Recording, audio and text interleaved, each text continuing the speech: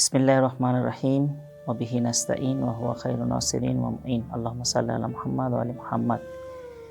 15ই শাবান হচ্ছে মুসলমানদের জন্য অতি একটা বরকতময় দিন এবং এটা রাতটা হচ্ছে বরকতময় রাত।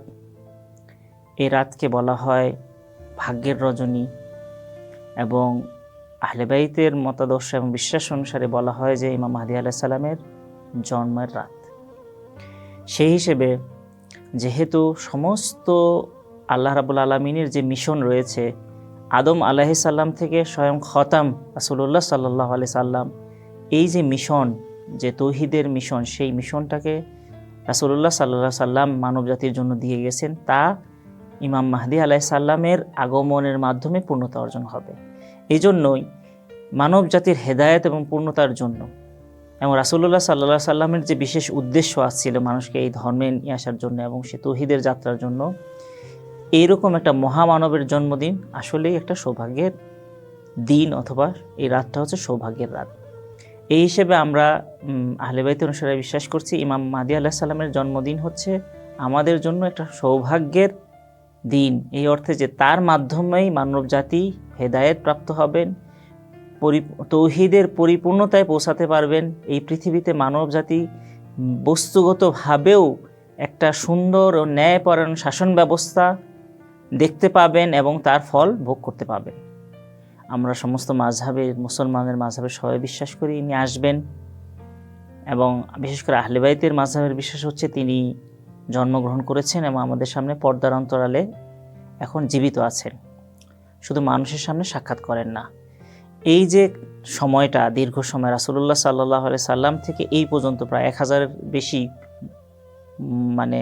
সময় অতিবাহিত হয়েছে, তাহলে ইমাম মাহদী আসার আগমনের বিষয়ে সমস্ত মাযহাবরা একমত এবং আহলে বাইতের মতাদর্শ বিশ্বাস করে যে তার জন্মগ্রহণ হয়েছে এবং তিনি আসেন পর্দার অন্তরালে। এর ছাড়াও মুসলমানদের সমস্ত বিশ্বাস হচ্ছে তিনি আসবেন। কিন্তু আমরা বিভিন্ন সময় বিভিন্ন যুগে দেখতে পাই যে ইমাম মাহদী আলাইহিস সালাম হিসেবে কেউ কেউ নিজেকে ইমাম মাহদী দাবি করে থাকেন, এবং এই জিনিসটা প্রত্যেকটা যুগেই বিভিন্ন ভৌগোলিক অবস্থানে বিভিন্ন দেশে বিভিন্ন ব্যক্তির ক্ষেত্রে আমরা দেখতে পাই। তাহলে আমরা কিভাবে বুঝবো যে সে ইমাম মাহদী কি না, এবং তাহলে আমরা কীভাবে পার্থক্য করব, তাকে আমরা মানবো কি মানবো না?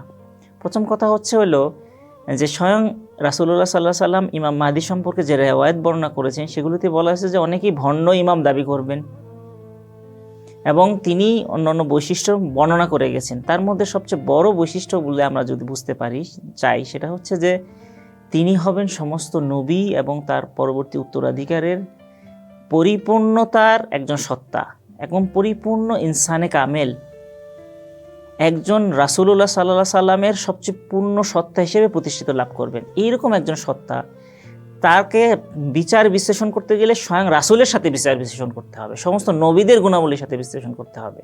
যদি রাসূল সাল্লাল্লাহু আলাইহি সাল্লাম থেকে দয়ালু, সেটাও দয়ালু হবে। যদি ন্যায়পরায়ণ থাকে, ন্যায়পরায়ণ হবে। যদি তাকে সাদেক, সত্যবাদী হয়, তার কখনোই মিথ্যা কথা বলবে না। যদি হয় মানব জাতির জন্য মানব জাতিকে তারা খুবই ভালোবাসেন, তাহলে এগুলি সব গুণাবলী যদি তার মধ্যে থাকে।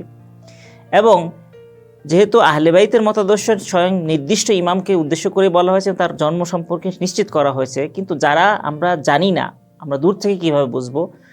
আমরা আগে স্বয়ং রাসূলুল্লাহর গুণাবলী সম্পর্কে কোরআন ও হাদিসে কিভাবে তাকে একজন আমাদের সামনে উপস্থাপন করা হয়েছে, যদি তার গুণাবলীর কাছাকাছি যাই এবং তার কার্যক্রম সম্পর্কে দেখি, তার সফলতা সম্পর্কে দেখি, তাহলে আমরা বুঝতে পারবো যে তিনি সত্যিকার ইমাম মাহদী। কিন্তু নিশ্চিত বুঝতে হবে, যেভাবে একজন নবীকে আমাদের বুঝতে, অনুধাবন করতে গেলে আমাদের যেমন মানুষের বুদ্ধিবৃত্তির প্রয়োজন হয়, মানুষের তাকওয়া দরকার হয়, সে যেন তার নিজের কুপ্রবৃত্তির বশবর্তী হয়ে কাউকে না বলে যে হ্যাঁ ইমাম মাহদী, তাকে মানো, সবাই মানো। তাকেও অবশ্যই সেই রকম রাসূলকে যেভাবে তারা তাকাই, আমরা রাসূলকে যেভাবে দেখি, রাসূল থেকে আমরা যেভাবে আশা করি, সেই জিনিসগুলোকে পূর্ণ করতে হবে। যদি এরকম কোনো সত্তা পাওয়া যায়, তাহলে আমরা ইমাম মাহদী হিসেবে না, একজন আল্লাহর ওয়ালি, একজন মুমিন বান্দা হিসেবেও তার ইতাআত করতে পারবো। তার পরবর্তী থেকে সে যদি আল্লাহর পক্ষ থেকে ঐশী সাহায্য প্রাপ্ত হয়ে থাকেন, সফল হয়ে থাকেন এবং তার প্রত্যেকটা কার্যক্রম থেকে রাসূলের কার্যক্রমের সাথে মিলাইতে পারি, তাইলে আমরা বুঝতে পারবো যে তিনি সত্যিকারের মাহদী, এবং তাকে আল্লাহ কখনোই কোনো কাজে পরাজিত করবেন না। তার মাধ্যমে এই পৃথিবীতে বরকত ন্যায়পরায়ণতা, সততা, সৌন্দর্য, জ্ঞান বিজ্ঞানের সফলতা এবং পূর্ণতা বয়ে দিবে। এগুলি সবই হচ্ছে তার আগমন এবং তার সম্পর্কে আলামতের কারণ।